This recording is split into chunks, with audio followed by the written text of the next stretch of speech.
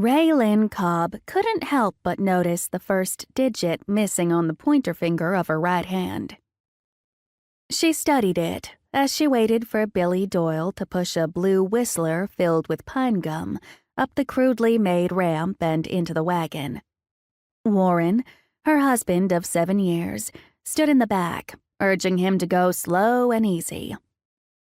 At 25, Rae Lynn was sure she had more scars and marks on her body than somebody who lived to 100. At least Warren was decent and kind, if a bit clumsy and careless.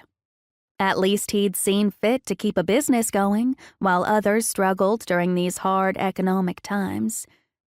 When Billy showed up, Rae Lynn figured the Doyles must be pretty bad off. It was April 1932, 3 years since the stock market crash, 3 years of nothing but bad news in the papers, yet they'd been able to make a bit of money selling pine gum. So what if she got hurt now and again? It wasn't like he did them things on purpose, not like when she'd been at the Magnolia orphanage, where those in charge had a propensity for pinching the soft flesh of upper arms, leaving grape-sized bruises if they detected any sassiness. And they'd all had their share of exhausting heat or knee-knocking cold while toiling in the basement laundry under the strict guidance of Mrs. Rankin.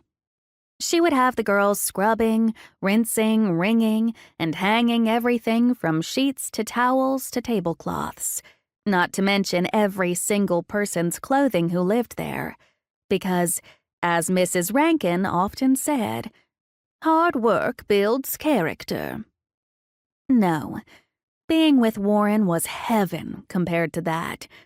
She could have ended up as one of them mill girls, living the dreary life expected for them once they turned 18, unless a marriage proposal came along. If Warren hadn't been needing him a wife, she'd be there now, getting up and going to work at the cotton mill, coming home to a hot or cold room in the boarding house, probably sharing it with another sad woman who'd fallen to the same fate until something better was offered.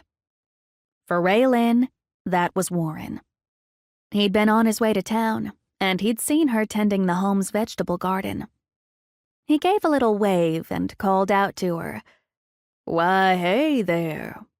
What's your name?"